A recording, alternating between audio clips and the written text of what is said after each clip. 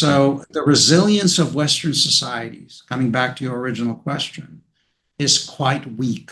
We are not ready to respond against countries like Russia or China who are mobilized, in effect. Russia is fully mobilized for war, both in terms of its industrial base and how it approaches statecraft. And China is building world-class military, 2.5 million People's Liberation Army, the Chinese Navy. While it is smaller in terms of displacement than the US Navy, it's actually numerically larger than what we are. And the Chinese are investing in building a world-class military.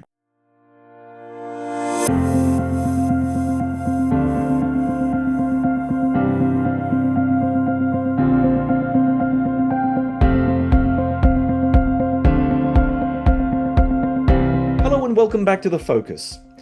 The West stands at a crossroads. After decades of unchallenged power, liberal democracies of Europe and America now face a world they no longer command.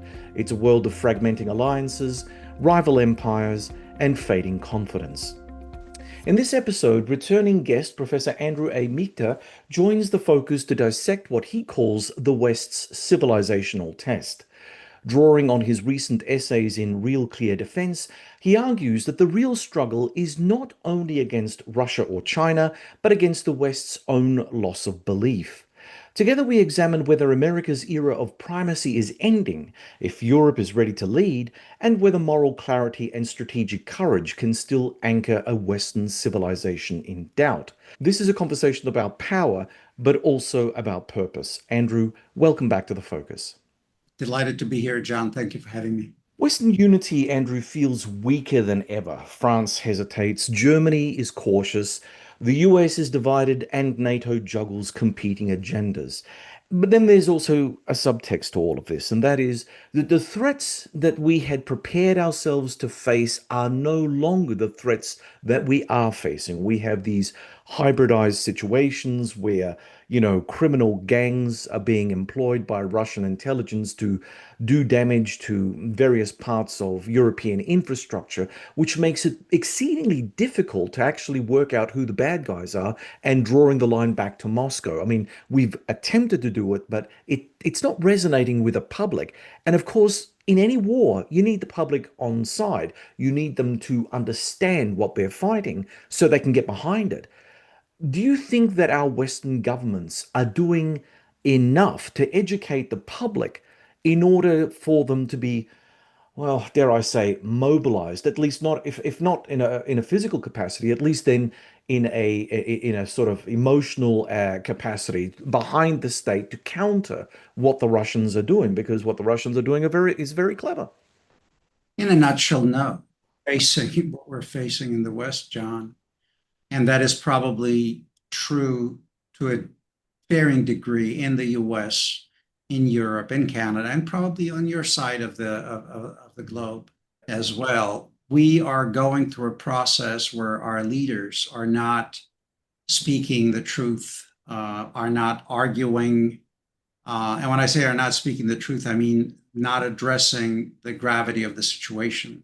Maybe they themselves don't believe that the situation is as grave as I believe it is. We're coming out of 3 decades of basically a strategic pause. We took a vacation from history. If you look at the disarmament in Europe, especially in the largest economy like Germany, the Bundeswehr is a pale shadow of what it used to be. The British Army, depending on who you talk to, 40 to 70,000. It will take the Brits 10 years to field a division. And we've lived in this world where we talked ourselves into believing, remember the famous notorious essay, The End of History, the unipolar moment, that we experienced some sort of unimaginable ideological triumph, that our former adversaries will absorb the lessons and follow our path. A colleague who is in one of the major think tanks here in Washington said, we offered the Russians a seat at our table. And my answer to her was, no, the Russians wanted a table of their own. You don't understand how the system actually works.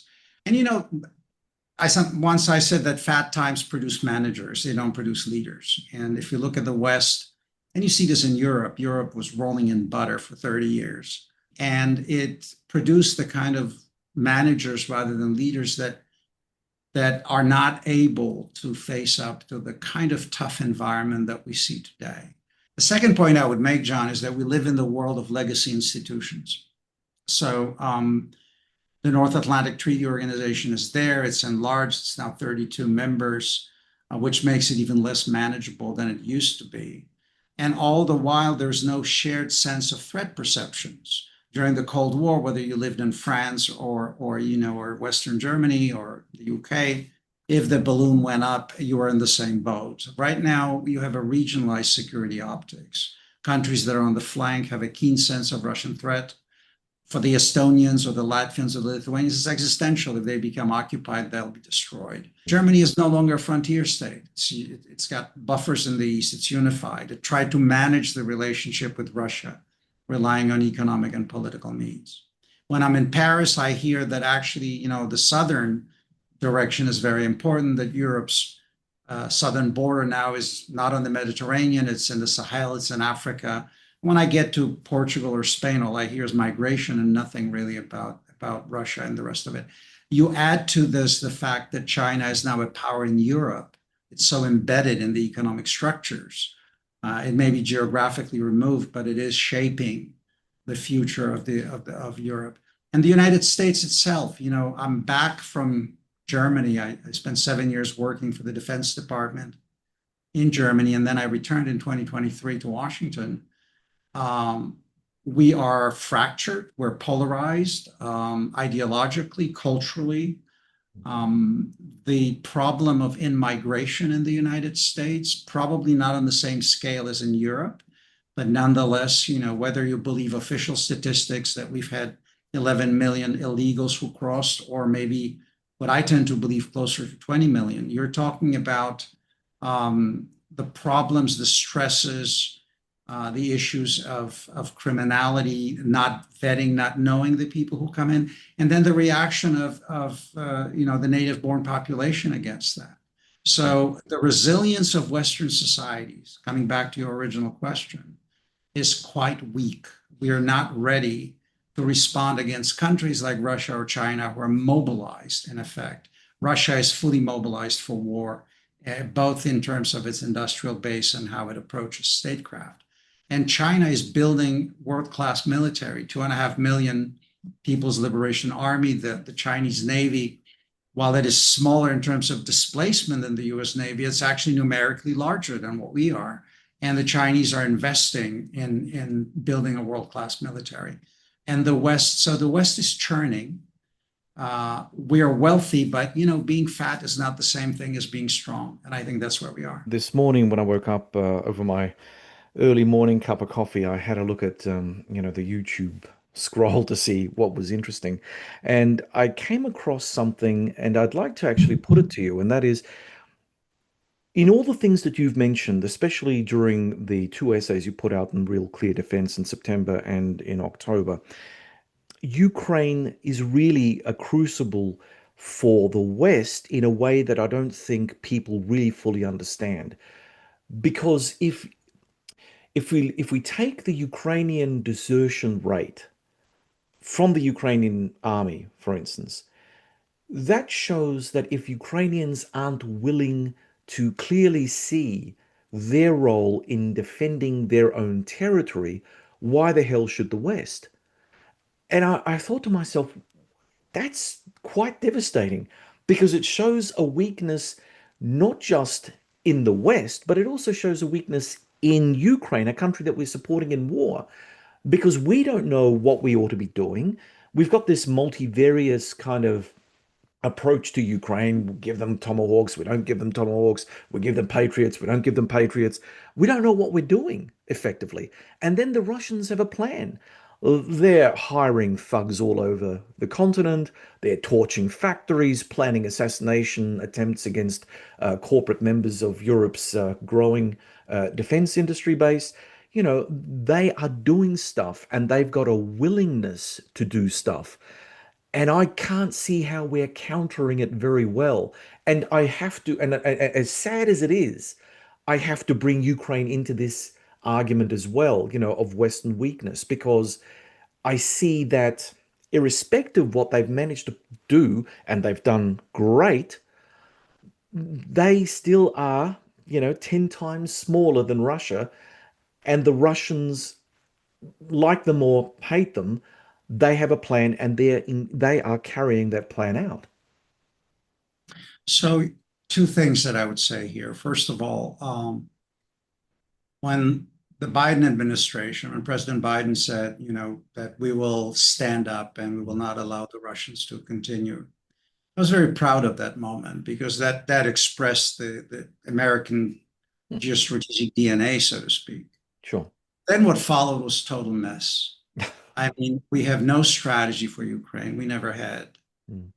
We were self-deterring in effect. Jake Sullivan, Secretary Blinken, the Russians played the nuclear card, threatened. There was always this debate, as you indicated, red lines. Do we give them HIMARS? Do we give them F-16s and all? Yeah. I spent 7 years while I was working in Germany, working very closely with the Ukrainian military. General Dayton was an advisor to the Minister of Defense, so I frequently had contact with them. And I was convinced of two things. Number one, that they would fight. You may remember the Western intelligence community was looking at the situation in Ukraine, and we were seeing what the Russians were doing. We were trying to warn them off, declassifying intelligence, saying don't do it. When they started distributing plasma to units, I mean, I was pretty much convinced that we're going to go in. And where Ukrainians surprised everybody, and that did not surprise me, I was convinced they would fight like mad, Yeah. is that they stood up and fought. Which brings me to a larger question here, because we need to be fair to what the Ukrainians have been through. And I have great admiration for their determination, their patriotism, and the suffering that they're undergoing. They're fighting with one hand tied behind their back when it comes to Western assistance. Yep. And Russia, until recently, was largely excluded from retaliation. It was a very strange war, if you will. When I look at the current situation, I have a sense that when President Biden said we will support Ukraine for as long as it takes, I thought that was one of the most ill-conceived ideas. There are no forever wars. There's no such thing as for as long as it takes. It may be a nice political phrase, but if I had a colonel come up to me and say, I've got an operational plan for you, we're going to fight for as long as it takes, I would ask him to go back to the drawing board. So we did not create the end state. We did not express what strategy we wanted to achieve. What's really sad to me is that I'm convinced the Ukrainians had a chance to defeat the Russian military on their territory during their first offensive, but we didn't give them the means to do so. The Russians had no logistics, they had no leadership, and most of all, they had no defenses. They drove in with, some 170,000 troops, whatever the actual number was, in columns expecting another Crimea, and got bloodied and beaten. Granted, the Ukrainians were also lucky. What am I driving at? When Ukraine became independent in 91, it had 51 million people, roughly. When the Russians invaded for the second time in 2022, there were fewer than 40 million. When I look at the situation right now, Ukraine probably has somewhere between 25 and 28 million people left in the country. That's a huge depopulation. It's Huge huge. depopulation, it's out migration, it's of course women and families that are Yep. leaving. Yep. But the biggest problem Ukraine has is not so much weapons and munitions, it's people. Russia has probably 1 to 4 population advantage. So in a war of attrition, when you're basically grinding, you know how this is going to end, unless there is a decisive shift in the strategy. And so far, we have not allowed that to happen. I will quote a conversation that I had with a Ukrainian parliamentarian in 2023, where she said, look, you're going to give us the F-16s, you're going to give us HIMARS, you'll give us ATACMS, but it may be too late because every nation has a breaking point. And I think you're referring to that, the fatigue, the exhaustion, the barbarism of what the Russians are doing is appalling to me. Yep. Drones and missiles hitting kindergartens and killing children, and forget just hitting power plants and the rest of it.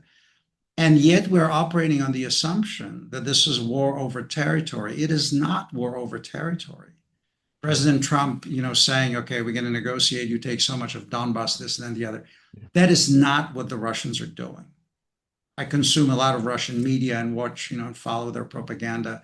This is a civilizational war. This is the war for reconstituting the empire. Let me use a historical parallel here, John. If you think about what happened in interwar Germany after the First World War and before the Second started, during the Weimar Republic, the narrative that was developed in Germany was that the Reichswehr was never defeated, that Germany was betrayed. The Germans called it the Dolchstoßlegende, the stab in the back. That gave them Hitler, who came and said, I'm going to rebuild your glory of German folk and the Reich. And it took the combined resources of the Soviet Union, the United States, and Great Britain to really break the back of German imperialism. It ended with the partitioning of the country, occupation, transformation. And the Germans had to figure out how to be a normal state, right? Well, I think the 90s in Russia were their Weimar. And the kind of decomposition of the economy, of society, Yeltsin's figure, corruption that went in there. Arrival of Putin was almost uncanny in terms of the parallels that I'm drawing. And I know I can over-rationalize history, but bear with me. Putin's narrative to his people is, you're a great Russian people, you were betrayed. You're not defeated. The NATO never defeated the Red Army. There was no war. There were no missiles going off. We were betrayed by cowardly Gorbachev, drunken Yeltsin, Muscovy duck, whatever, most of all the West. And I will restore what the Russians call Veliki Ruski Mir, the great Russian Pax Russica, if you will. And I think that imperial drive, the relitigation of the end of the Cold War, is what this war is really all about. Russia wants to reconstitute the East European Empire. It already has Belarus. It's a de facto Russian province, even though formally it's still run by Lukashenko, but their military is fully integrated with the Russian military and the command structure. And if they have Ukraine, they will have reconstituted the core of imperial Russian territory. If you look at the historical references, the great Russians, the Russians proper, what they call the little Russians, the Ukrainians, and then the Belarusians, that's the core of the Eastern Slavic core. And then the Russians will require participation in European politics. Why is this possible? I would argue because in addition to Putin's drive, we've lived through 20 years of appeasement in the West. I'll give you very concrete examples. Putin invades Georgia. What are the consequences? Virtually none. Slap on the wrist, Nord Stream 1 is completed. He invades Crimea, again, slap on the wrist. Nord Stream 2 is started. He butchers Syrians at Aleppo. He's now a great player in the Middle East again. Oh, maybe he will have impact on the migration flow. Then he watches how we pull out of Afghanistan, not our finest hour, John, to put it politely. And he decides the Americans can't do anything. They're incapable of competent action. I'm going to go and consume Ukraine. Small states can defeat great powers because there's a temporal dimension to war. Think Finland during the Winter War against the Soviet troops coming in. Yes, Finland lost some territory, but it preserved its sovereignty to a degree. It's the Polish-Soviet War, 1919, 1920. So the Ukrainians were in a position initially to actually do this. There was the best motivated, the best trained army that was attrited in the second offensive for the most part. How this ends will define the future of transatlantic relations. Yeah. Not only how Europe rolls in China. Think about it. If he's fighting a civilizational war, he will defeat not just Ukraine, but he will defeat the West. He will score a civilizational win. And I don't think enough people among Western leaders appreciate what is now riding on Ukraine, because we've committed our power, our prestige, and our money to that fight. And the Russians are not fighting Ukraine, they're fighting the West. I was in a conversation in Ramstein a couple of years ago when an assistant secretary to NATO, Assistant Secretary General said, does it really matter that we say NATO is not at war with Russia when the Russians say they're at war with NATO? We still, I think, coming back to your original question about leadership and why the West is so fractured, we still have not articulated those kinds of problems to our population. If it's like the old saying, you may not be interested in the revolution, Trotsky, right? But the revolution may be interested in you. Uh, Yeah. we are operating on the assumption that somehow we can wall it off, negotiate a deal. And I tell you, even if the Russians agree to some sort of territorial deal and we, browbeat the Ukrainians to accept this, this will not be the end of the story.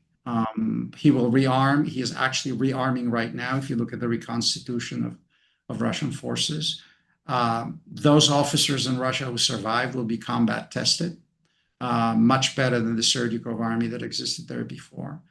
And he will move forward. I mean, I think the Russians, it was very clear, John, in 2022 when Lavrov was saying we need to get back to the situation in Europe from 1997. What did that mean? Americans out, NATO enlargement nullified, some sort of sphere of influence agreement with the great European powers, especially Germany, so that the Russia would have a say on energy policy. It's basically loss of sovereignty for Central Europe and the Baltic states and the Finns. This is what's Just on that, Andrew. I mean, I've got to ask the question because it's very obvious. It's screaming at me at the moment. Does Putin have a friend in Trump with regard to the thing that you've just said? Keep Europe weak, keep it disempowered, keep it as a marketplace at best, and maybe get rid of that because, of course, in the world of neo-capitalism that we're living in, we don't want to have rivals to the United States, so wipe that out as well. So is there something that's going on behind the scenes that we ought to be even more aware of? And it speaks to the character of the nation states involved and their ability to put forward their realist vision of themselves. Yeah, look, the personal relationships that you have here, and President Trump says frequently that he's got great working relationships with Xi, with Putin, all of that. That aside, I don't think this is really what's at the core of what's happening right now. The most important thing is this, and I think the Europeans don't appreciate this, and your Australian audience, I think, should think about it long and hard. My nation is coming out of 20 years of the so-called global war on terror. We fought scheduled wars. The estimated cost of GWAT is about $8 trillion if you want to believe Watson Institute out of Brown University. I think they're pretty accurate on that.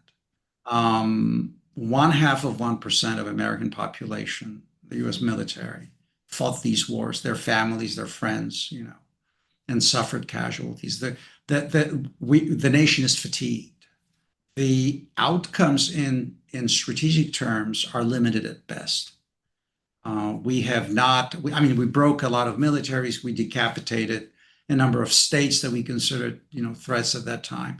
But did we really achieve our objectives? We're chasing jihadis over the mountains, John, while Russia and China were rebuilding their military structures. The Russians rebuilding the Chinese building. So that's the first thing. The second thing is we don't have our national security strategy published yet, but the ongoing debate that you hear is almost disconnecting the Atlantic theater from the Pacific theater. It's a conversation where what to me is one problem set. To me, the Atlantic and the Pacific are part of the same conversation. If you look at the map, our hemisphere is peripheral to where the Eurasian landmass is, but we're quintessentially a maritime power. We have the Navy written into our Constitution. If you look at the map and American positioning in the Pacific and in the Atlantic, we're basically a continental island. We're like Great Britain on a continental scale. So for us to be prosperous and to be secure in our homeland and to access global resources, we need to be anchored both in Europe and in Asia. But the conversation has shifted ever since Obama started talking in 2012 about pivot to Asia, Which uh, never happened. which never happened. Yeah. But we now have an entire cohort, John, Mm. who are talking in those terms. Hmm. I was on a panel with Elbridge Colby. He's now Undersecretary of Defense, of War, for Strategy and Planning, and I think he's very much involved in drafting the new strategy. And my take has always been, Bridge, great powers don't pivot. That's number one. Number two, that's not how you build strategy. The argument is that the American people will not spend more on defense. Remember, last year we spent only 3.1% of our GDP on defense. Our NDA authorized military joint force was at 1.3 million. That's half of what the Chinese alone are fielding. The Russians are putting 1.5 million people under arms. That's their goal. The Chinese are building 1,500 warheads by 2035. That's in the open source out there. So we have a military, and if you look at recruitment shortfalls that we had last year, we have a military that's probably structured for one theater. Well, my argument has been in this conversation on the panel with Colby was that you don't do strategy this way. You don't count how many crayons you have in the box and they say, okay, I've got 11, so I'm going to, draw on half the canvas.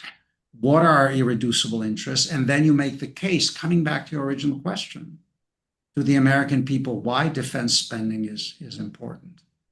Remember also that this kind of pull inwards, Donald Trump saying America needs the me time. We need to focus on ourselves, make America great again, and all the slogans that are there. America first. Well, quite frankly, I cannot imagine any president not saying America first, as I can't imagine any prime minister in Australia saying, not Australia first. This is obvious, but that sense of enough of defending the fat Europeans, enough of, expending American resources here and there, to a point that some people are saying that we should actually move to hemispheric defense. This is where Greenland and Canada fall into it, and the high north.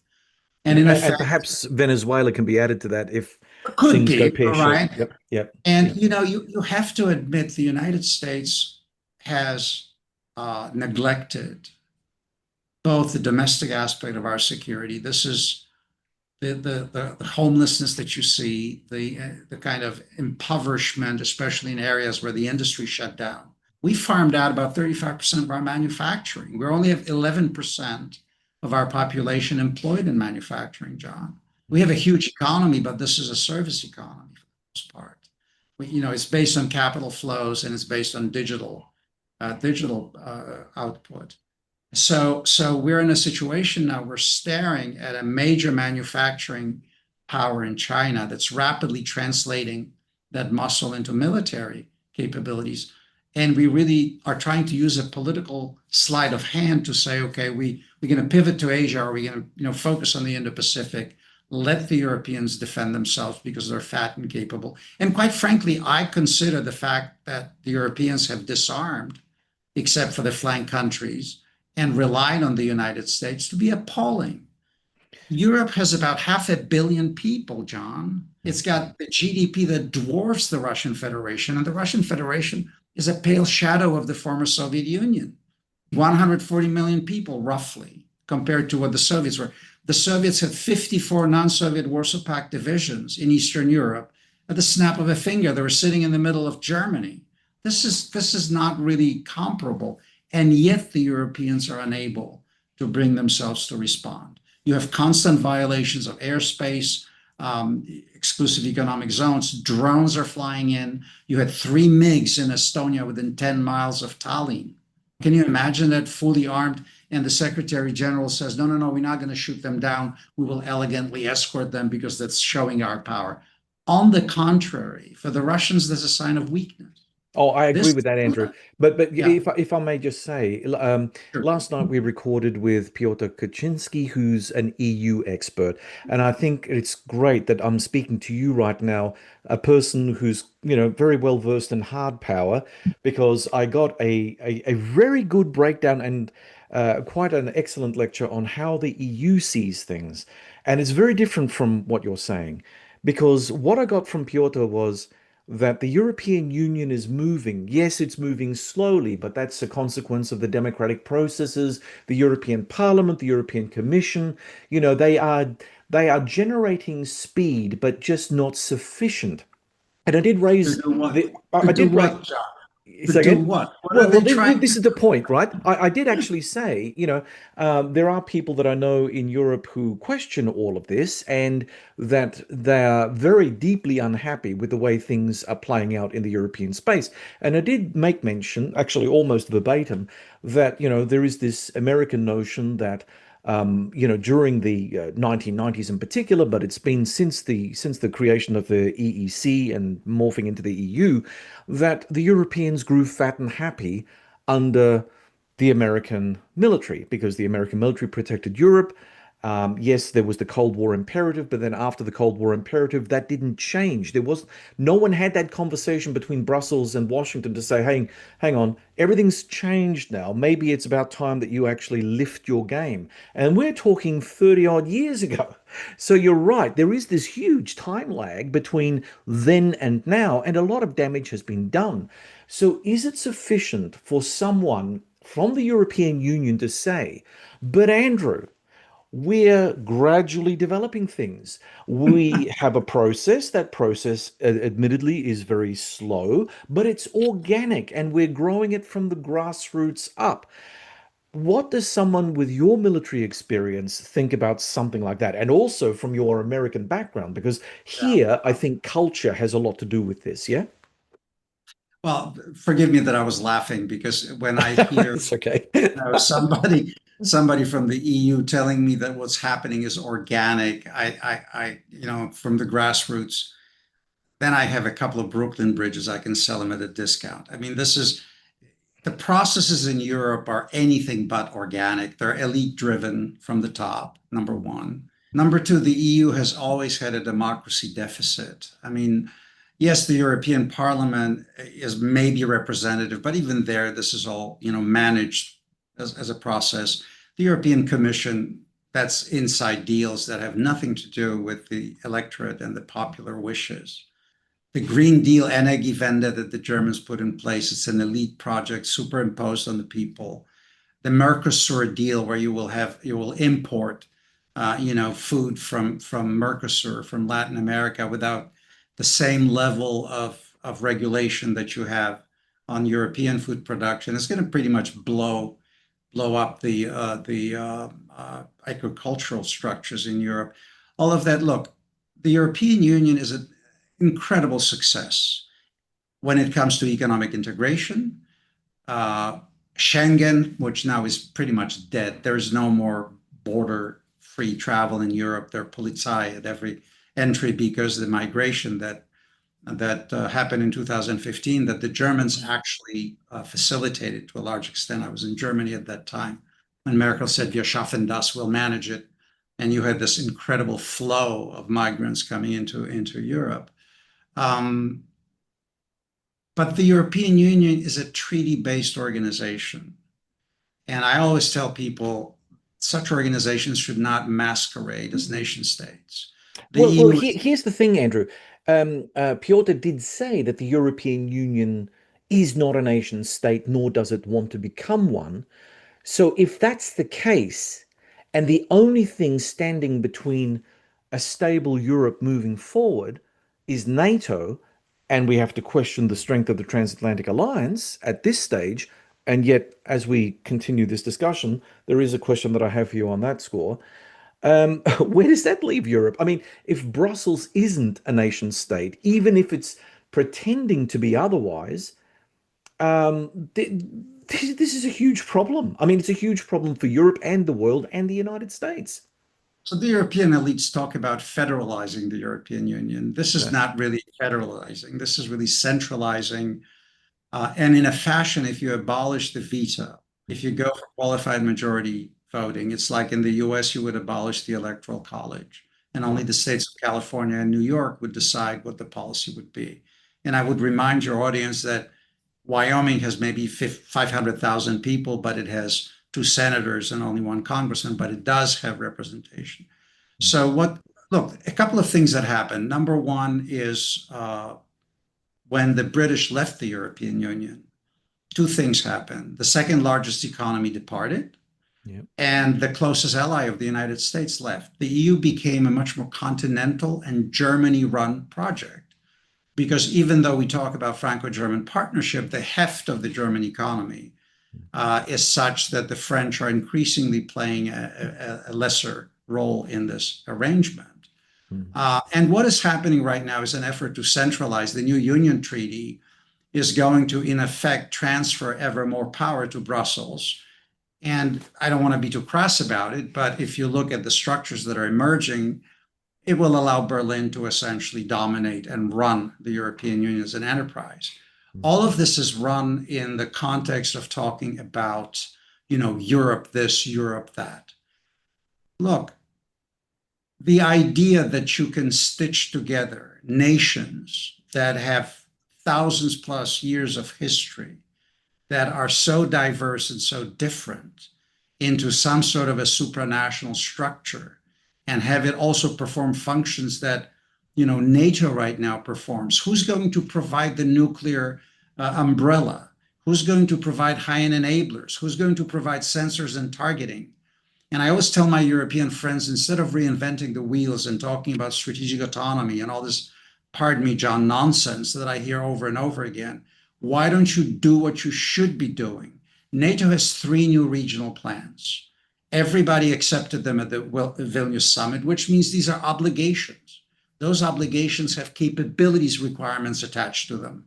Europe should provide the core of conventional force in NATO.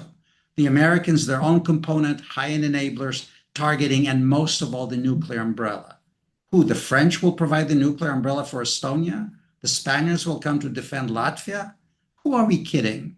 So my point is, it is an overreach by the elites to be talking in those terms. Instead of strengthening the transatlantic leg, they're playing into the hands of those in the United States who are saying, let's leave the Europeans alone, let's ignore them. It will take Germany a decade to rebuild its military. The defense industrial base, systems integration, sensors, high-end stuff.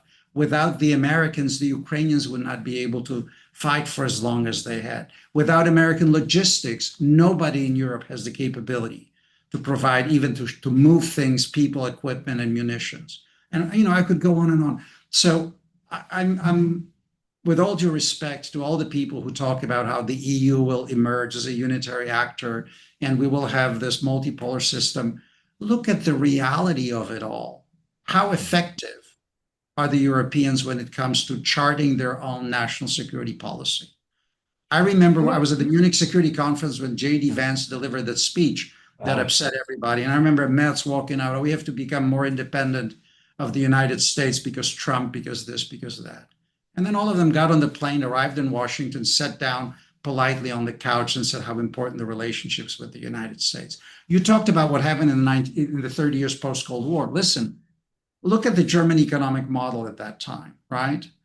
Well, to produce machines and fertilizers and the rest of it, to have this kind of export economy that Germany was relying on, you need cheap energy. Well, you are getting cheap Russian gas. And at the same time, you're shutting down nuclear reactors.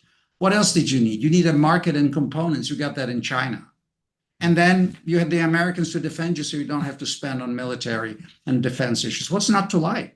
If I could get the Australians or the Canadians to defend me, I'd say, yeah, let's do this. My point is, living in the world of institutions and the kind of elite top-down governance, look at the politics in Europe. AfD is now, I think, the largest political party, and it's likely at some point to form the government. I don't like their politics. I have a lot of issues with what they're proposing, but you cannot cancel 20-some% of your electorate. The same thing, Le Pen cannot run. And again, I am not sympathetic to their stance, but if you want to talk about the elites governing on behalf of the citizens and not over them, then you have to engage with your public. If migration is what's, driving most of that, opposition to the establishment, address the issue. You cannot pretend that it doesn't happen. But Andrew, Europe look, is I've mentioned this. I've mentioned this to a number of speakers. I've spoken about the bifurcated nature of European strategy. Ukraine here, migrants in the Mediterranean. What are we going to do? Do you have a plan? Oh, well, yeah, sort of, maybe. I mean, that's not a strategy. It's nothing actually. And I agree with you 100%. I think if you cannot come up with a holistic strategy that addresses the priority areas that can get the people of Europe behind whatever needs to be done to secure its borders, and I am talking about the European space generally, you've got sure. nothing. You've got absolutely nothing. But look, you made mention a few things during that, and one of which is the idea that it'll take 10 years for Germany to pull itself together and become like a normal actor, or, at least have a semblance of military power. I would argue that that may be an underestimation because they've really let the Bundeswehr run into the ground in quite a catastrophic way for themselves. I mean, but when we go back to what your articles, your recent articles were suggesting, that the West must rebuild military readiness. Yes. How do we address the rising cost of military capability, the declining recruitment rates, and the fading public support? Because they speak to a greater malaise involving things like corporate corruption and greed in the defense industry sector, where everything is overinflated. And I know that there are arguments to suggest, yes, we do need to have a $500 toilet seat because it's made out of titanium or carbon fiber, some rare thing hatched in a rare laboratory. But you can't tell me that there's no graft and corruption in that supply chain. That's just rubbish. Then there's the political complacency. The politicians, we've got them here in Australia. She'll be right, mate. Chinese having an air live fire exercise out in the Tasman Sea? No worries. No worries. The Royal Australian Navy didn't challenge them. The Royal Australian Air Force weren't to be seen. No worries. Let the Chinese fire off their things and then sail around Australia unchallenged. That's what I would imagine not a very good look for Australia and was a warlike act by China against Australia. And yet it never hit the headlines. It was not a controversy. It was a blip in a couple of the right-wing media outlets, and then no one else managed to come up with a coherent story as to why Australia and Australians generally should not tolerate this sort of behavior. So when you're looking at this sort of thing, Andrew, how are you going to come across or counter the complacency, the corporate greed and corruption in the defense industry base, which is costing us a fortune for one aircraft? Look at the Lockheed Martin JSF. Typical example, also a controversial piece of technology, depending on where you sit and stand or whatever in the military structure. Look at, for instance, we're looking at buying Virginia-class submarines for AUKUS down here. This comes at a massive, massive cost to Australia.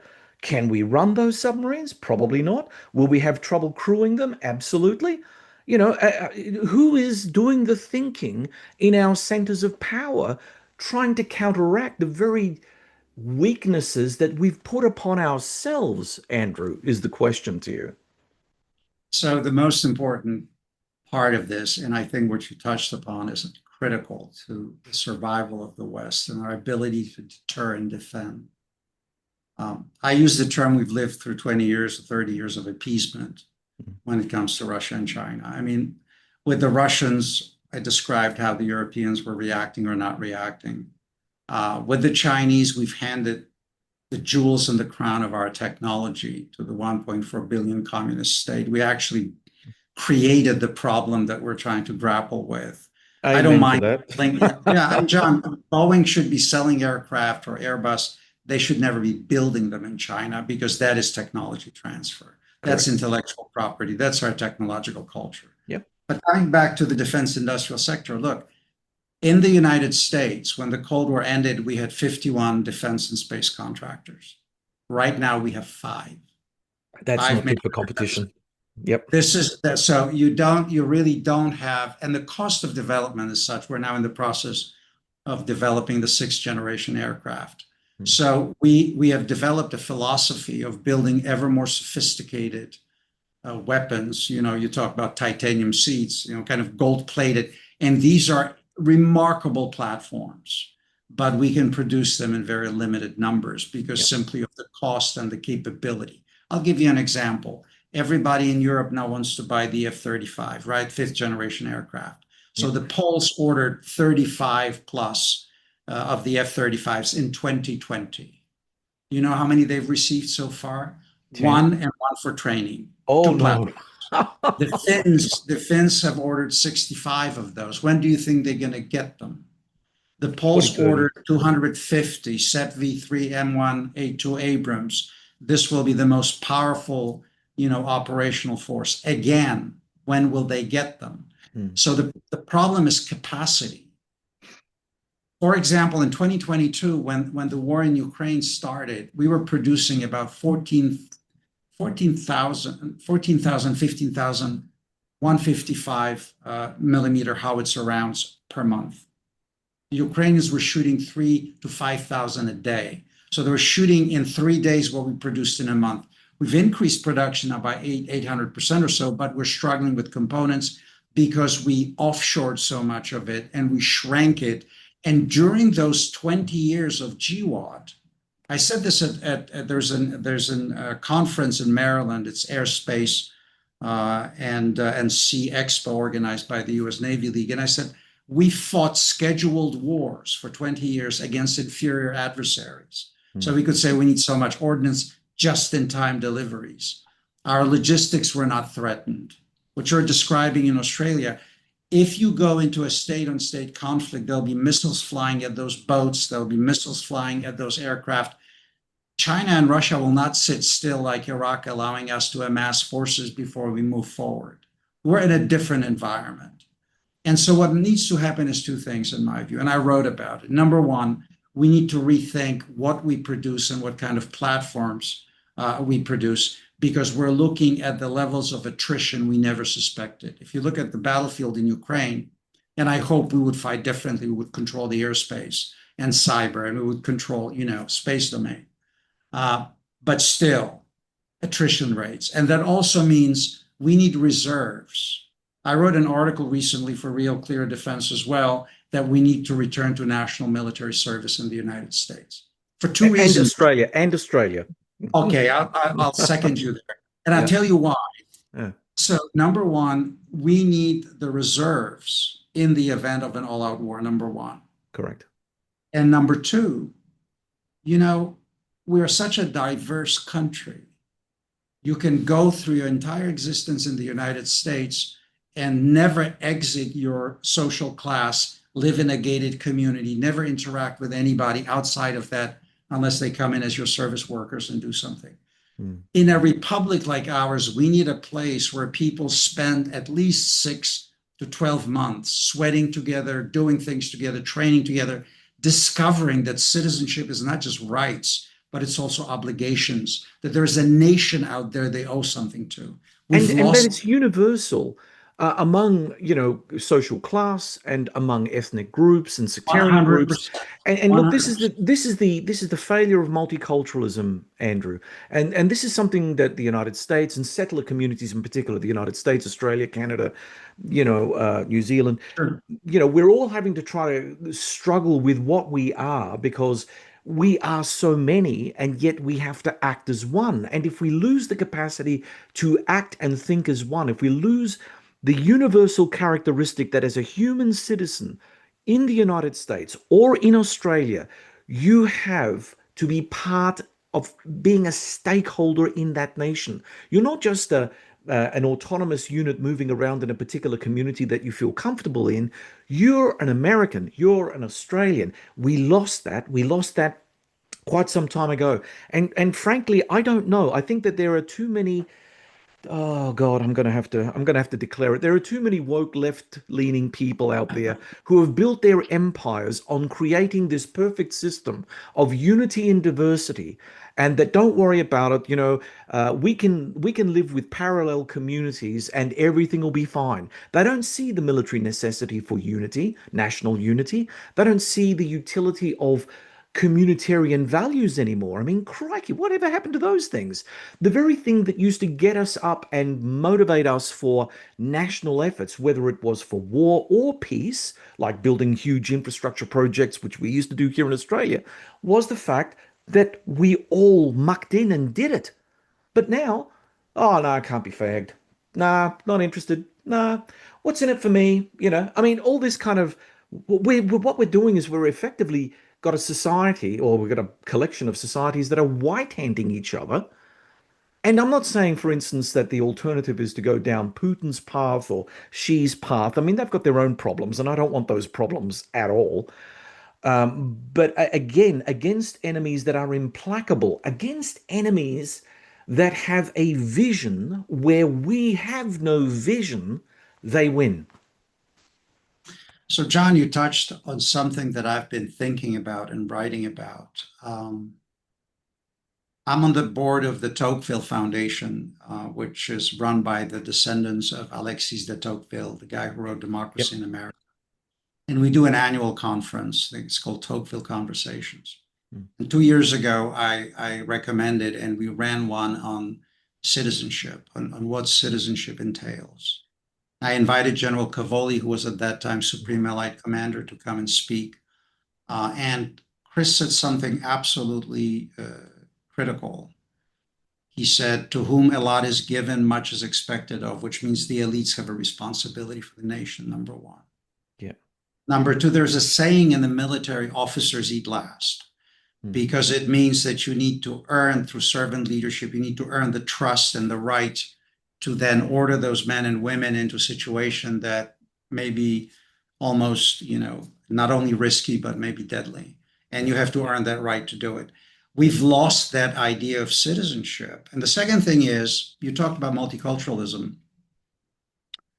Your country and my country is so diverse in terms of our ethnic backgrounds that the thing that binds us together is the American DNA. It's the idea of what we believe in. It's the Constitution. It's our culture. It's the fact that we make immigrants into Americans, or at least we used to. Because I think you're absolutely right that we have abandoned that responsibility and we've balkanized to a large extent. If you use group categories in a democracy like yours and mine, then you end up with a fracturing nation. And as I always, I used to teach at the Naval War College, and I would tell my captains over there, it's not navies or armies that go to war, it's nations that go to war. Yeah. We've forgotten that. Yeah, think why we say in the United States about the guys who went to fight against Tojo and Hitler as the greatest generation, right? Yeah. Yeah. These were tough hombres. These were kids of the Great Depression. And, they worked farms, they worked factories, they slaughtered animals. When they got into the military, they were probably underweight, unlike today, where obesity is one of the huge issues that we're facing in America when it comes to recruiting young men and women into the military. When they got a cot, 3 squares a day, a pack of cigarettes, that was a good deal. But most of all, they were bound together by, and I'm not afraid to say this, by patriotism, sense of pride and commitment to the nation. This is what we need to rebuild. It may very well be that the largest ethnic component of, Americans of European origins are Germans, but our culture is post-British settler, post-Enlightenment, the language, the institutions, the rule of law. We're Albion seed, and you, to some extent, are also that. I joke sometimes that our forefathers were kicked out of every decent country in the world, and that's really true, right? Yeah. So what I'm driving at is we need to return to the basics of what makes us a nation state. We are not, we need to come back to a melting pot in America. And the elites used to do that. That's what public schools used to do.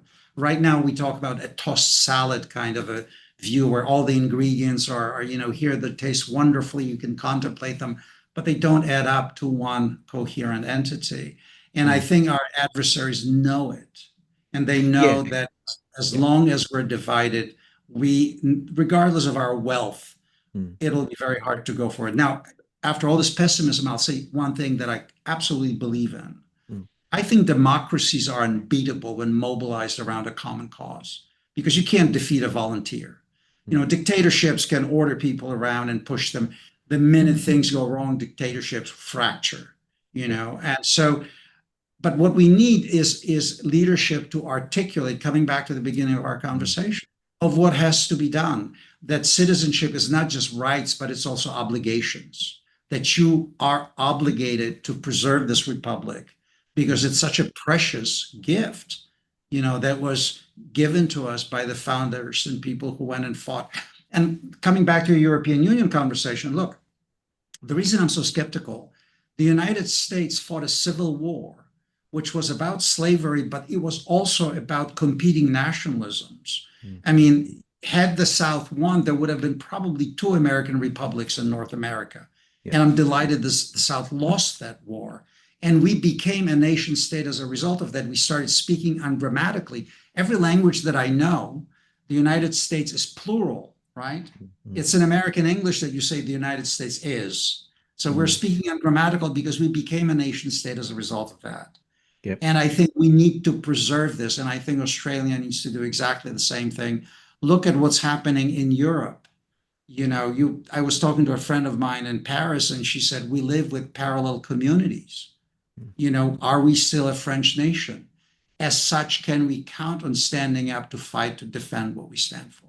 See, where I think we get it so wrong here in Australia, and I suppose I can see echoes of that in the United States as well. There has been, over the last 30 years, a real push against the English inheritance that the United States came from, that Australia came from. Somehow we woke up one day and everything that was British or British derived was evil, bad, terrible, responsible for every conceivable crime in the world. All you had to do was go to Africa, go to India, go to other parts that were under the sun never sets on the British Empire and see how they fared and what their attitudes were. And they were all pushing back in the post-colonial. I want to become something like the British, but I don't want to admit that the British had anything good to give, you know. And I think that we bought that, we drank the Kool-Aid, and then all of a sudden it's like, well, okay, what is Australia? Well, Australia is a country that was founded by Britain. The United States was. So it is only natural that the dominant culture, the dominant political cultural settings, the dominant social cultural settings were derived from Britain. Why should that now be considered terrible, whereas before it was the thing that allowed people to escape the old world, come into the new world, and experience something different, to escape the tragedies that they had left behind, whether it was, I don't know, anywhere in, Eastern Europe, Central Europe, elsewhere. These are the things that I think we need to come to grips with. And I don't see the politicians, our elites, as you say, are even in the room having this discussion. They're quite content seeing the parallels and playing one group off against the other. I mean, we see it here in our post GWAT, um, counterterrorism activities where Muslims are pitted against Jews and Jews against Muslims. And we see this now obviously playing out in the streets all over the West with regard to Gaza. There should be none of this. These are old wars in old countries. In the new countries, we need to rise above that. Not one political leader is saying that in the so-called Anglosphere. And I suppose it gets my goat particularly because when I did my Master of Arts by Research at Flinders University, I I posited a question. Could multicultural Australia mobilize for war? And I did it at a time when multiculturalism wasn't just a descriptive anymore, it was becoming ideology. You would not believe the pushback that I got Mm. from almost everybody. But thankfully, I had a core of supporters at the university who understood what I was saying and redirected me and made my language a little less confrontational. But that was where I came from because as a child of migrants, I saw a problem here. I saw that we were moving away from what made Australia stable, a great community, and a go-getter country. And now look where we are.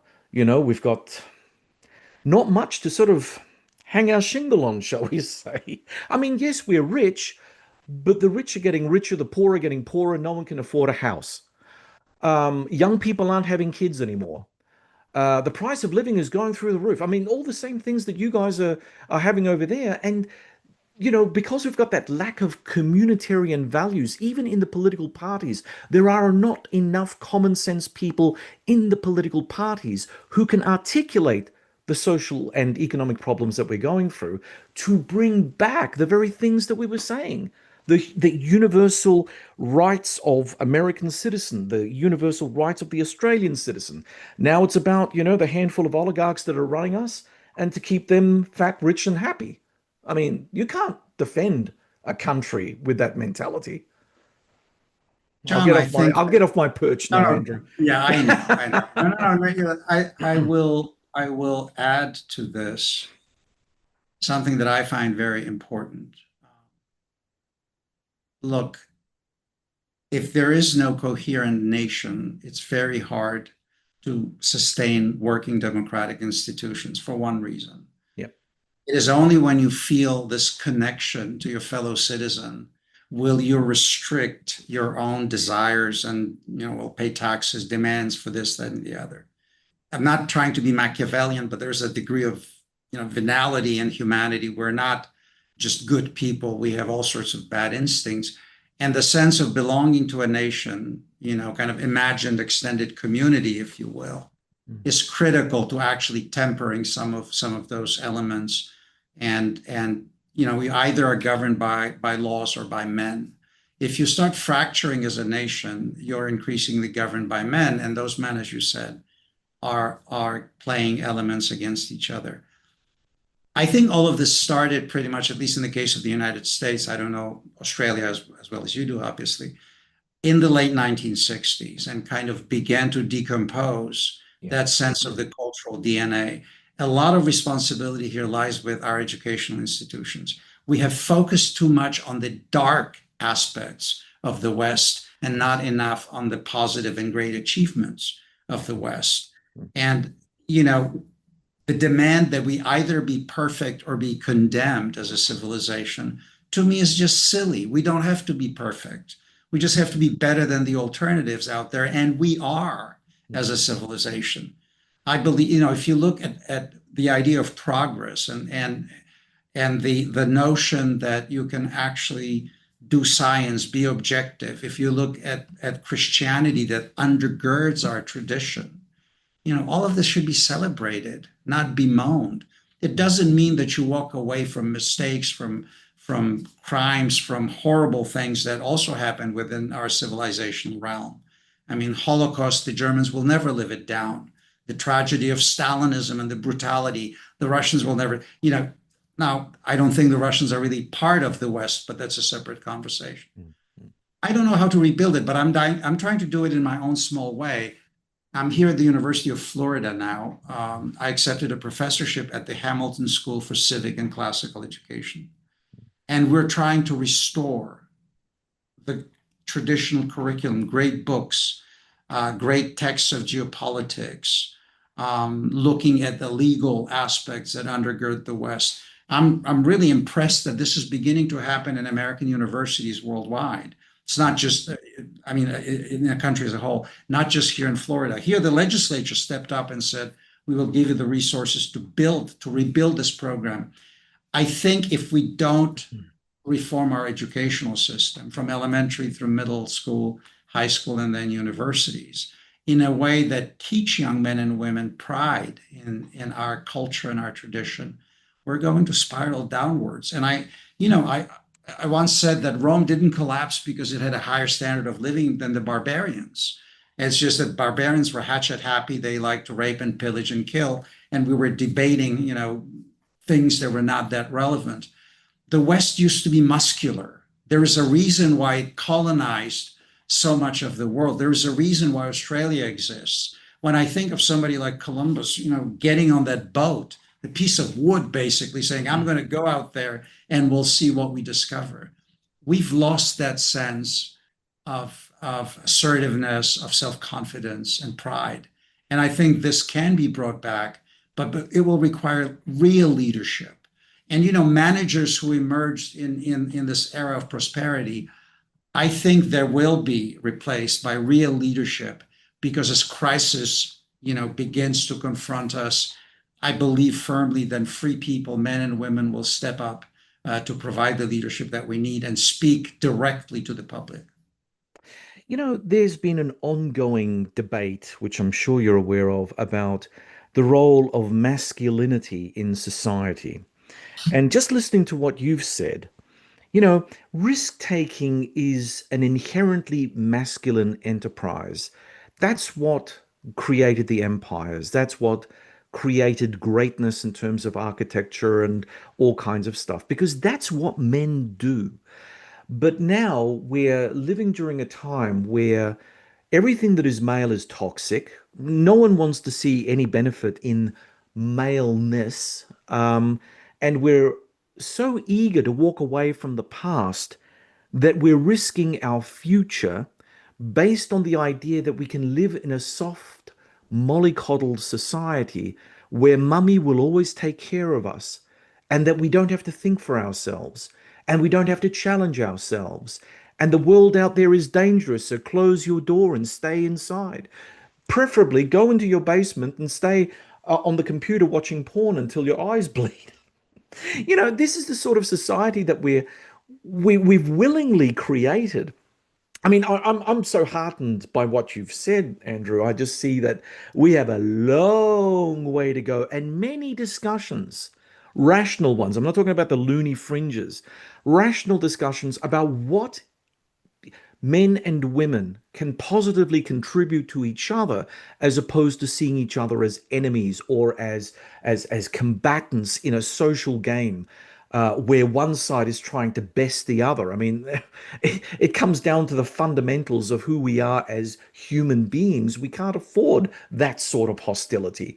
And I'm not saying that we need to go back to a male dominated, but we need to society, but we need to find a balance where reasonable men and women can look at each other and say, yeah, I understand where you're coming from. Yeah, you've got your role and I've got my role, and we can all go about and create a life together. Not this sort of engendered divorce that we see play out even in the universities, and the way that things like foreign policy. When we're discussing foreign policy now we have got a gender attached to it. I mean, what is that? I'm sorry. Foreign policy is about groups of people, not a specific gender coming to the party with a particular plan. It's about men and women. We've kind of forgotten that along the way. And I think that this adds another layer of complexity to what you and I are both fighting against in our respective countries, I think.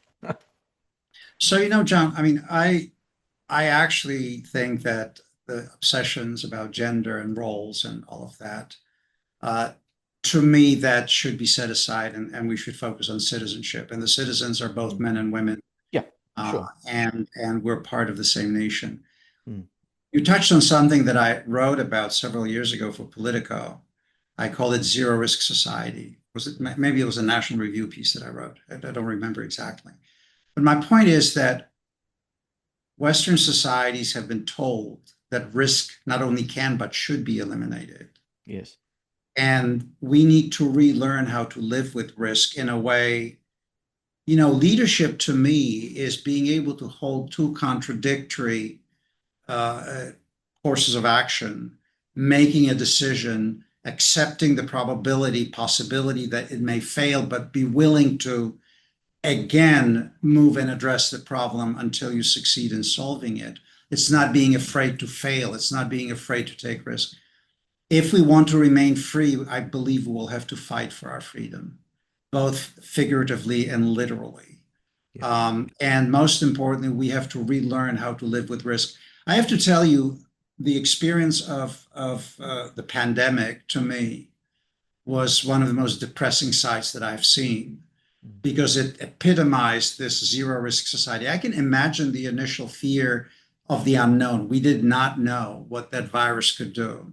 Yeah. But this kind of willingness to say to the government, I will agree to anything you want me to do. I will lock myself out. I will imprison myself. Just keep me safe. I think that also reflects something that happened in the West, where we become less and less kind of connected to our Christian roots. And if you believe that your entire existence is only here and now, you've got nothing beyond that to look forward to or to believe in, that sure, your life becomes only here and now. So we need to relearn how to take risks. I think we need to relearn also that what you said, that we as a society, both male and female, families, all the aspects that constituted the traditional core of Western civilization. That, and there's something else. I had a conversation recently with one of my students here about the meaning of tolerance. And to me, it's patiently enduring what I may disagree with, but I respect my fellow citizen. Yep. So I will not go against him or her, unless, of course, they're breaking the law. If you date underage children, I'm going to report you to the police and the rest of it. So my point is, but it's not the same thing as affirmation. Yes. I think we got to the point that tolerance is confused is taken for affirmation. And if you do not affirm something Mm. that you believe, even though I don't believe that, then somehow I'm deficient and defective. So we need to restore what is critical for citizens is both acceptance and tolerance, but acceptance of difference, but within the boundaries of what civilized society should be able to do. You know, we used to be able, compromise was mother's milk of democracy. We fought very hard in the election. I win, you lose, we shake hands. We live in this quasi-Bolshevik environment. Yeah. I win, you disappear. I win, and I will eliminate you from politics. It's not that I'm going to hold your feet to the fire and then we'll go at it again. Mm. Every single time we question our democratic institutions, we're undermining what it took generations to build, because our democratic culture is not what's written on paper. It's what we have internalized. Democracy means that people lose elections and accept the outcome, right? And now we're staring at the Chinese offering a large portion of the globe a completely different form of governance. I call it a free market for unfree people, the kind of commercial communism that monitors everything. And we're losing that ideological competition because we lack the sense of self, of what we are as the West. This is what we need to reclaim. Yes, and just on that, I mean, there's been a lot said about the Russians having interfered in the American political process, the Chinese, running influence operations here in Australia. To what degree is this externally driven that we're all suffering, the slings and arrows of our laziness and thinking strategically? Or is it really, a series of own goals because we just forgot what we were and we don't really want to do the hard work and clawing all those glory days back? I think what happened at the end of the Cold War is that we used too much of our own product, so to speak. We drank Mm. Kool-Aid. Yep, yep. We interpreted the end of the Cold War as this grand ideological victory. And the worst thing that happened was we disconnected national security priorities from economic policy. During the Cold War, you couldn't sell the Soviets an Intel-based PC because it was considered dual-use technology. Mhm. Here, we took the jewels in the crown, we gave it to the Bolshevik state, to the Chinese Communist state. And the assumption was, Jeffersons will rise, China will become a responsible stakeholder. Well, this nonsense. Completely. And so we need to relearn the basics of statecraft. Mm. Um, That takes I work, find, though. yeah, I find it appalling that a lot of American companies right now are not really American companies anymore. They're transnational. Yes. If you start working for a French company, you're not likely to walk around and say French food is terrible, French wine is terrible. You become, in effect, a spokesperson for your employer. If you look at the amount of investment that comes from China, if you look at the acquisitions, the Russians were buying out. I mean, in Germany, KUKA Robotics, one of the best robotics companies, is 100% owned by China. So German engineers are working for the People's Liberation Army. We educated Chinese engineers in our universities and laboratories. So when you talk about the influence, we had Confucian institutes that were shaping the narratives. I don't know Yep. if that was also the case in Australia. So Big if problem here. yeah, so if you allow your adversary unrestricted access to your society, Yep. while at the same time your adversary walls off its internet, controls and monitors how you interact, Mm. well, guess what's going to happen? What you're going to have is partial elite capture and a tremendous amount of political influence, direct or indirect, Mm. because we're open and free societies. So we need to figure this out. As you probably know, for the last 20 years, I've been writing and calling for decoupling from China. I mean, arguing that unless we reshore our industry, friendshore if we can't reshore because of labor arbitrage and other considerations, but we should never continue to do what we've been doing. Look at the German car industry today. The Chinese are just about to destroy it. Yep. And to increase the balance of payment and to improve the situation, Wang Yi went and said, you want to trade with us? Well, we want to buy the lithography machines that the Dutch are producing to produce high-end chips here. Or the conversation with President Trump, allow us to buy NVIDIA Mhm. high-end chips and will in exchange buy some of your soybeans, this kind of conversation. It look, we lived in a world where political scientists argue that there's complex interdependence. I've got news flash for those political scientists. There is nothing complex about dependence. There's just Mm, dependence. And it's a mm. question who depends on whom for what. And we've created a situation where the Chinese are producing about 35%, if not more, of global industrial output. My country now produces only 17%. And it flipped in just a decade. We have a 37 trillion national debt, John. We Mm. added 8 trillion over the COVID and other pumped empty liquidity into the system. We're spending more on servicing the debt right now than we're spending on our defense budget. These are the things we need to come to terms with. And the Isn't same, that also, oh, sorry, Andrew. Isn't that also a case of if you are you're barely able to service your debt, and that figure is in excess of what you can afford for defense, doesn't that bespeak a material crisis in the United States because you just can't afford anything anymore, right?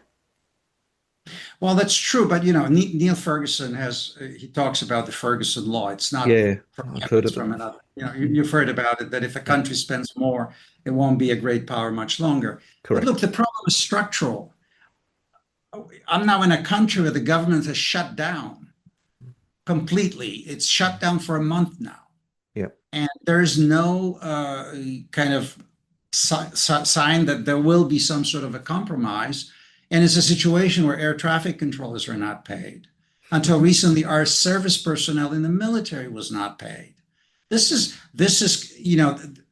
a problem of our politics and the structural kind of issues we need to address. Having said that, the United States is an incredibly a rich country in terms of resources, manpower, Mm. educational institutions. We're a huge country. We're grossly underpopulated. Well, I shouldn't be saying this to the Australian. How many Australians are out there for your vast continent that you basically control? So the Yeah, yeah, but U.S. we're a desert. We're a desert. You guys have got more That's temperate true. climate. That's We've just true. got So a less dry you space. cluster on the shore. Yeah, no, I Yep. understand. What I'm saying is, my point is, our problem is political. Yeah. It's the lack of strategy. It's the inability to put national interests first. It's this kind of disconnect from our corporate elites. We have digital aristocracy on the West Coast, financial aristocracy on the East Coast, and they don't feel really connected to the heartland. There's a term I heard at a dinner party that I found very offensive: flyover country. And I said, Oh, yes. you want to govern, at least like your fellow citizens, Yeah. address their needs, talk to them. Mm. And if you look at American politics, we're going through probably the third most profound crisis in the history of the Republic, but we will pull through. It's going to be ugly and messy and nasty, but we will pull through. And because there's one thing that I think Western societies have, it's the ability to reinvent themselves and to move forward. So my money is on us, not on the dictators right now. But we're Mm. facing an axis of dictatorships, John. Yeah. Russia, China, North Korea, Iran, and we're fragmented. We're arguing. We're internally divided. That's the real problem. You're with the Focus podcast, where we bring you the world's leading thinkers straight to you. If this discussion resonates, leave us a comment. We'd love to hear a perspective on the future of the West. God, Andrew, I'm getting kind of disheartened. I've got a little bit of Don't hope. be. I've got a little bit of hope Don't there. be. Yeah, but see, I'm disheartened only because there's an old saying in Australia that we're always 15 years behind the United States. So I see that in 15 years we're going to be, in a slightly worse situation than we are because we'll incorporate a lot of Americanisms, which are failing as we speak, before we also swing the pendulum the other way. So we've got a little bit of road to kick the can down, shall we say. Makes me a little bit less happy about the situation from an Australian perspective, at least. But I'm glad to see that the United States is taking some road toward recovery, because at the moment, Um, oh God, we've done just so much damage to our civilization. We've walked away from things like forward planning, thinking for the future, thinking about our children, thinking about where we want them to be, because drives another question that's all about the levels of technology that we've got, which aren't helping us. They should be helping us, but they're not. And again, I suppose the one thing that I can say about things like social media platforms and AI, it's the same problem that resonates in defense industries. You mentioned earlier that, there was a time, not that long ago, that you would have 30 plus defense contractors out there and each would be competing to get the best contract and they'd come up with the best price to give to the US government so they could buy their kit. Well, then there was the consolidation. You've got five and they dictate the market and that's it. The US government either pays or they don't get their JSF on time. Um, I suppose the tech industry is working along the same way. I mean, you've got, four or five major Silicon Valley companies, and they dictate to the government and to the public what they end up with, and they don't like the regulation in the United States. They don't like this, they don't like that, they don't like something else. So basically, they're creating the space that makes them feel comfortable to keep collecting the profits while their technology is undermining the very fabric of our society. If we think about the lack of discourse, the lack of conversations like the one that we're having right now, rational, a bit cold-blooded, but things that need to be said, we won't get that on many social media channels. We won't even get that on the Twitter feed. Oh, well, the Twitter feed. Do we even call that? Well, the X feed now. I mean, God help me.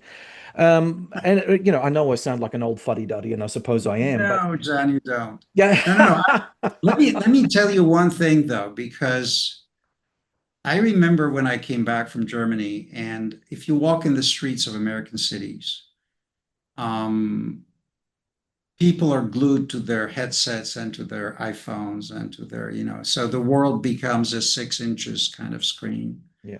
And I would take metro to a subway from Georgetown, where I lived. I would walk to Foggy Bottom, and then I would go to my office at the Atlantic Council. It took me 7 months before I saw a young woman read a book.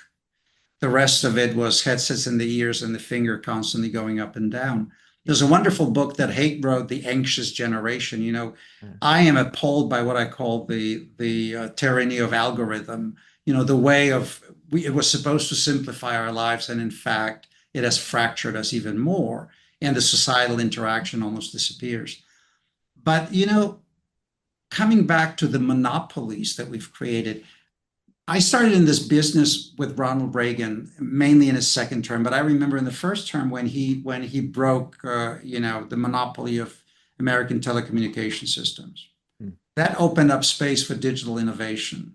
I remember when I was at Stanford University, Google was a rag hanging over the university bookstore, and a lot of kids on PCs, doing Facebook, the same thing, on and on and on. If today 90% of your searches are done using Google's engine, this is a monopoly like you haven't seen. And if most of the people get their information through the algorithm that these companies provide, then we need to treat them the same way as we treated radio waves or television waves.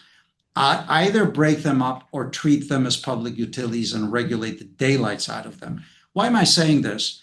Look how little innovation there is now. Um, Right, right. you And, know, but Andrew, don't you guys in the United States have antitrust laws that were we designed do. specifically to break up the monopolies in We order do, to but we keep don't enforce competition? them. But John, we don't enforce them because in the United Oh, States, money is political speech. yeah, it You is. can organize a PAC, you can do all sorts of stuff. Yep. What's the dream of every congressman? I mean, if you think about it, in our system, if you're in the House of Representatives, you're on a 2-year cycle, which means the first year you're paying off the debts, quote unquote, politically speaking, Mm. that you have incurred while you were running for election or reelection. In the second year, you're working for reelection. The Senate is a little different. It's, the cycles are 6 years. It's more deliberative and whatnot. But at the same time, public service was not supposed to be a lifetime form of employment. Mm. Mm. And yet we have politicians actually, I don't know how it is in Australia. You know this better than I do, but we need generational changes. Hmm. We still have baby boomers in key positions. Oh, look, here in Australia, just for your edification, if I may, we have a number of politicians who went straight from university into political office And never left. with absolutely no idea of how the real world works. And yet all of a sudden they're sitting in charge of a portfolio that they really don't have the experiential background to Of course. manage. You know, so Or- again, there has been a oh, what can I say that isn't so offensive? I'll screw it. I'll say it anyway. There's been a dumbing down of the process, you know? Yeah, if you think of the Biden presidency in the United States, I mean, to me, there were aspects of it that were truly tragic. Yep. I remember talking to a friend of mine who is an MD, and he said, what Joe Biden had was classic symptoms of Parkinson's, dementia. We now know he actually also had prostate cancer, possibly terminal. Yep. And yet the media and all the people around him maintain this fiction of how switched on Joe is, how alert he is. Mm. A young republic like ours, we're going to celebrate 250 years of statehood. Now, it's for a democracy that's pretty old, actually. We still operate on the same, 18th century Constitution. Mhm. Constitution is king in America. We venerate it. The French are on their fifth republic. I like to joke sometimes while we're still in the same mode. Yep. But we desperately need the younger generation to get into politics. When I worked at the Atlantic Council, I would tell my staffers, brilliant young men and women, we had pick of the litter, the best universities. I said, go back to Wisconsin, go back to Alabama, run for state office, from there move to national office. We need your generation to step in. And unfortunately, if you look at some of our senior leadership at the congressional level, Mm. I remember when Senator Feinstein, before she passed away, may she rest in peace, I mean, she wasn't coherent. She would sit, who was governing? Who was making decisions? Staffers? Mm. I remember one senator telling me, Andrew, our leaders are too damn old, including me. And I kind of thought, Senator, I didn't say that. I said, there's a solution here. It's called retirement. So one But aspect, why don't they? Why don't they? I mean, is it greed that keeps them in their position? I mean, and I'm not saying greed about the monies that they get for being in political office, but the greed of power. You know, once you acclimatize yourself to political power, it's almost like a drug. It's hard to remove yourself from that because well, if and in it our, wasn't, if it wasn't, people would retire. People would say, I'll get out while the going is good. I'm still young enough to enjoy my life. Why do I have to stress myself out in this high stress environment? Because let's face it, politics, you and I may poke fun at our politicians, but it is a hard job. And it's a job that not very many people would stick their hand up and volunteer themselves for, especially since you're going to be in the public light 24/7, being criticized by all a sundry, right? yeah, of course, of course. But the idea that you serve in an office for 2, 3 terms, maybe at the congressional level, maybe 2 terms in the Senate, and you go back to the farm, so to speak, or you go back to your enterprise, you go back to your business, that has pretty much disappeared in terms of how we look at our political class. And I think it's very unfortunate because I think losing the connection with the electorate, the reason why you have all these movements that are being dismissed as populist movements, basically when I see European elites saying, well, this, that party, they're just a bunch of populists, it simply means that you're unwilling to engage with people who Mm. are communicating the satisfaction. The election of Donald Trump in 2016, that was a clear message to the elites, to the inside the Beltway crowd. We're not happy with what you're doing. We want things to be done differently. And I remember saying to a colleague in 2016 after the election, I hope our elites put their heads down, eat some humble pie, and say, how did we screw up so badly that we lost all the trust? But instead, you had, impeachment, you had, and whether you like Donald Trump or not, there was one aspect when he was almost there were his opposition was trying to drive him out of politics altogether.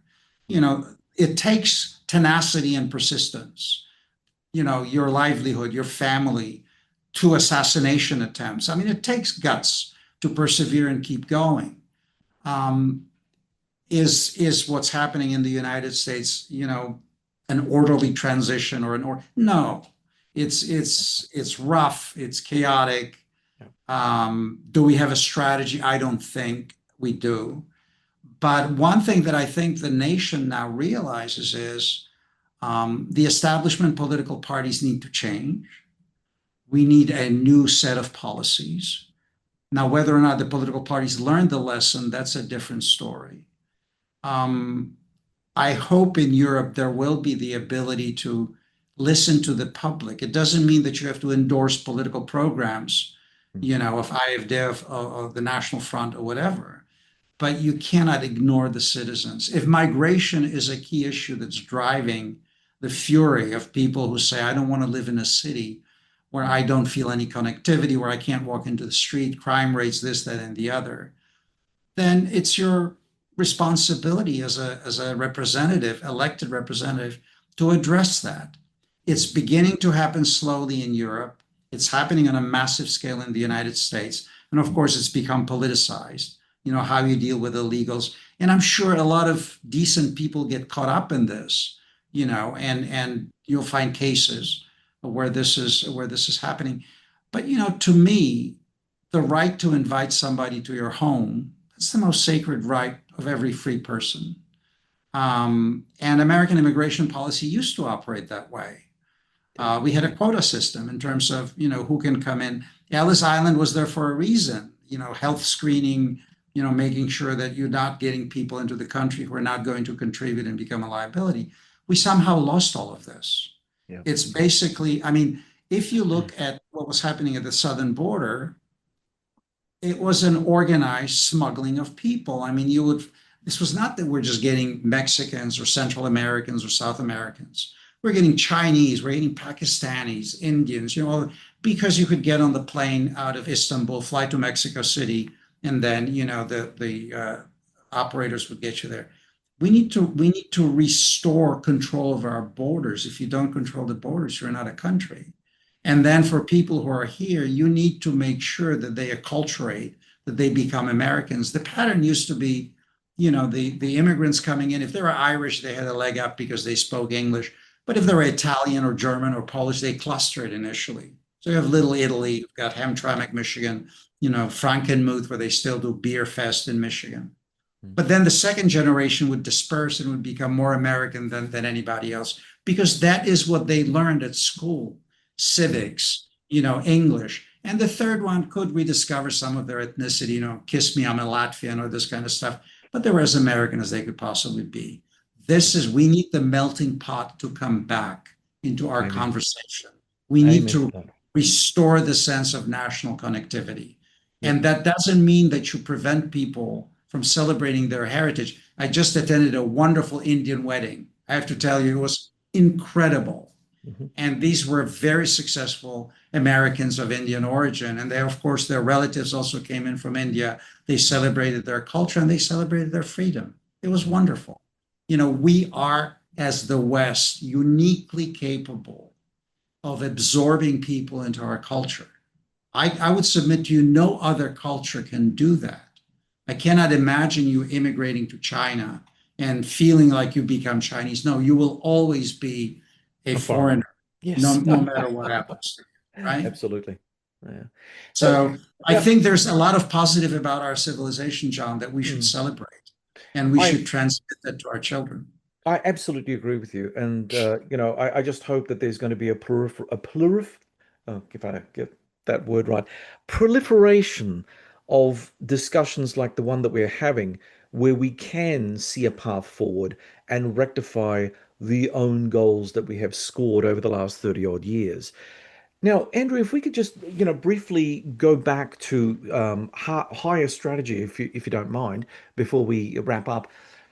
If the US, China, and Russia, as I suspect they are are all overstretched. I mean, yes, Russia has got their civilisational mission, trying to reconquer the Slavic core of Russia and all that kind of thing. But, they're not doing such a great job in Ukraine, or at least they're underwhelming in Ukraine, which suggests that they too are overstretched. Are we entering a period of a post superpower era shaped by regional powers and limited wars? Because even with China, China, you made the point earlier in the podcast that with regard to that, it's building up a huge modern military, and we saw it on display only recently when they were celebrating their whatever they were celebrating. Yes. But yes, and it looked frightening and spectacular, just like, the Korean marches, the North Korean marches look frightening and spectacular. But I'm always wondering, China fought its last war, and again, that was 1979 against Vietnam, and they got thoroughly spanked for their efforts by the Vietnamese. Now, okay, we were talking about China with a largely peasant guerrilla army at the time, no modern weapons included. But what gives us the idea that the Chinese are well and truly over it? What do they have no corruption in their military industry complex? Are we that confident that they can fight a war which they have not fought for, well, since 1979? The US and Russia now have got recent military experience, and every generation they end up in some sort of conflict, which means that in the military there's always a core of people that know how to, march on a straight line. Well, I don't know, the US military parades, that the last one looked really not very spectacular, but anyway, that's another story. But at least they can get a rifle and shoot someone dead. Um, are we confident that China is the sort of power that we think it is, or is it a chimera? Is it just an illusion? That China has got its propaganda ministries organizing these massive parades to demonstrate power, and yet really that power is more like a piece on a chessboard rather than a piece to be used. Because China, don't forget, is a Confucian society or a Confucian civilization, to put it to you another way. And their thinking is not American thinking. Their thinking isn't even Russian thinking. Their thinking is something completely different. They've got the long view. They've got this idea that if we fight without fighting, or go to war without fighting, that is the victory. And I can start seeing some of those pieces coming together, because the more they put their military programs forward and the more intimidated we are, the more likely we'll concede ground to China without actually putting up a fight, because we're afraid of actual kinetic conflict with the Chinese. How true do you think that is? It's really interesting to me, if you look historically at my country, in system transforming wars like World War I, World War II, Hmm. the United States was always the last to engage. It suffered the least amount of casualties and then called the shots in terms of political settlement. That was, Wilson didn't succeed with his own League of Nations because the Senate voted against it. But then after the Second World War, the United States proved instrumental in setting the terms after that conflict. Paradoxically, the Chinese are doing this right now. The Chinese are sitting on the sidelines. We're trading our stocks and some of our very expensive capabilities. I mean, a missile for the Patriot battery is about 2 million a pop. So there's one aspect that worries me. Number two, I look at the Chinese. Russia and China are described in our last national security strategy. Russia as an acute threat and China as a pacing threat. I think both descriptions are incorrect. Russia is not an acute threat in the sense that it kind of all of a sudden erupted. It's going to be a chronic threat as long as this imperial narrative is alive that I talked about. Yep. China is in a league of its own. It's an existential threat. And here's why, in my view. If you look at the Belt and Road Initiative and you actually look at what it portends, countries that are now about 150 countries that are in some way connected to this project. It's an attempt to build a land-based supply chain network, defended, connected to maritime connectivity, and in effect flipping Europe from being a gateway for the United States into becoming a tail end of the supply chain network, and then bid for regional hegemony in the Indo-Pacific. This is a pretty global strategy. the strategy 2049, when, China will celebrate the 100 years of the revolution, the objectives they set for their military, 1,500 nuclear warheads by 2035. 2027, be ready to act in the event of the need to blockade or take over Taiwan, which our intelligence assessments say this is what Xi has been arguing to his military. And again, that is an anniversary for the People's Liberation Army. The Chinese, in my view, are doing what every rising power has done. They're becoming geostrategically assertive. They want to control the Indo-Pacific. This is very bad news for your country if they Yeah, I succeed. know.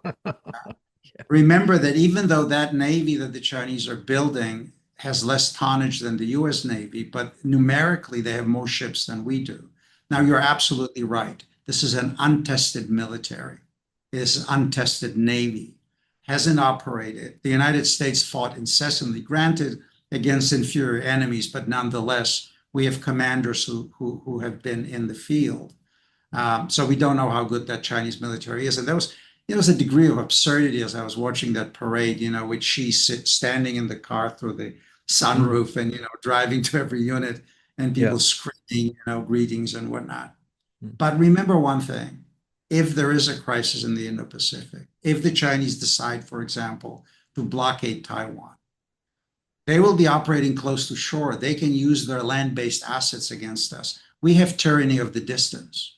mm, 90% of US military power is based in the continental United States.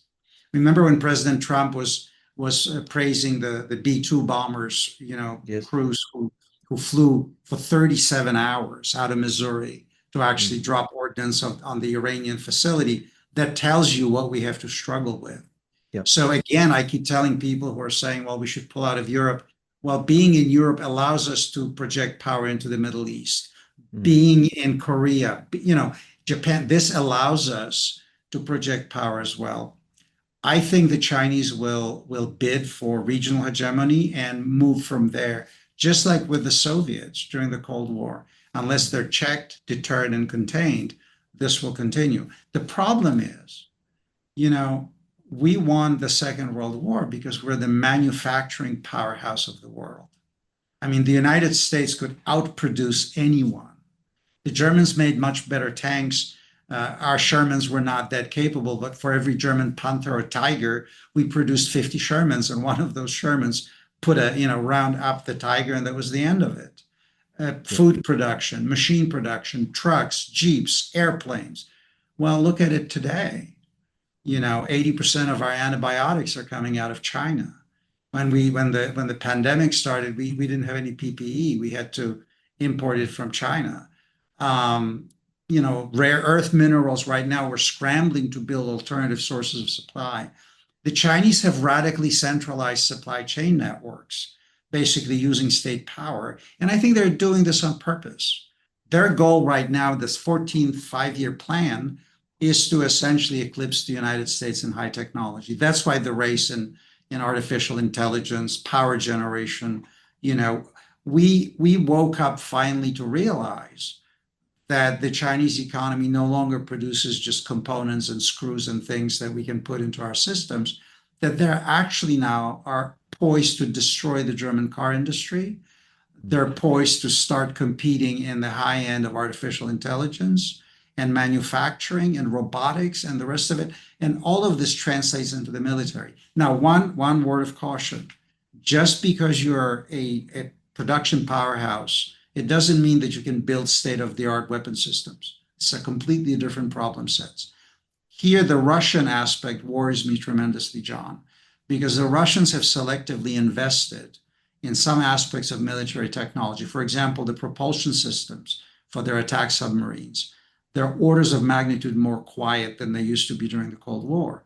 And that's why, because they had access to Western technology to use it. Hypersonics, the Russians have invested in their nuclear arsenal. We haven't. I mean, some of our pits are 40 years old. So we need to undo all of this. But again, to end on the optimistic note, I think we have the capacity to do this. We have the resources to do this. Over 60% of all transactions in the world are still dollarized. We have this tremendous asset of relying on the dollar as reserve currency. Of course, the Chinese are trying to displace this and move into renminbi. So if we, pardon me, get our act together, I'll say that, and move forward with a coherent strategy, start investing in science and technology, rethink how we educate our young, expand our industrial defense, industrial base by essentially making, again, contracts that stockpile at speed and scale, which is what we did during the Cold War. No more just-in-time delivery. We need redundancies in the system. And We do. most of all, we need to mobilize our populations Mm. to become resilient again and to become focused on the task at hand, which is, defending our freedom and our liberty and our democracy. I will end on a proverb that a Russian general once told me. Up until 2008, we could have Russian officers in our courses at the Marshall Center after the invasion of Georgia that ended. And this one-star general said to me, there's a Russian saying, if you don't feed your own army, you're going to end up feeding somebody else's army. We need an investment in defense. We need to spend at a minimum 6% of our GDP. We need to build real exercise capabilities in Europe. And we need our Asian allies, like your country, to work closely with us, because individually we can be picked off. Together, I don't worry. We can take on our adversaries, deter them, and if need be, prevail. Andrew, your writings remind us that strategy begins with heart, with what we value and defend. Whether the West comes together may depend on whether we can still tell a story worth believing in. Thanks for joining us on The Focus and for sharing your insights. Thank you, John. Thank you for having me. As Professor Michta reminds us, the real challenge for the West isn't only about power, it's about belief. Whether our democracies endure will depend not just on budgets or alliances, but on whether we still know who we are and what we stand for. Now, on to questions for the audience. Do you think the West can rebuild unity and purpose, or has the age of Western leadership already passed? Should Europe learn to defend itself without relying on the United States, or is transatlantic unity still essential for global stability? Professor Michta argues the West's real crisis is one of belief, not power. What values do you think the West must rediscover to renew itself? Let us know in the comments section below. If you enjoyed this podcast, please subscribe to our YouTube channel. It's a free way to support us. You can also subscribe to the podcast on the Ozcast Network, iTunes, and Spotify, where we'd appreciate your 5-star reviews. Do you have comments or questions about the podcast? Post them in the comments section on YouTube, and I'll do my best to respond to as many as I can. My thanks as ever to the producers of The Focus, Neil Smart and Lynn Sear. Please stay connected with us on social media. Follow me on X at Bruni Doctor, and follow The Focus on X at @thefocus_sage. And don't forget Blue Sky on the Focus Pod adl.bsky.social. From Adelaide, South Australia, you've been listening to The Focus.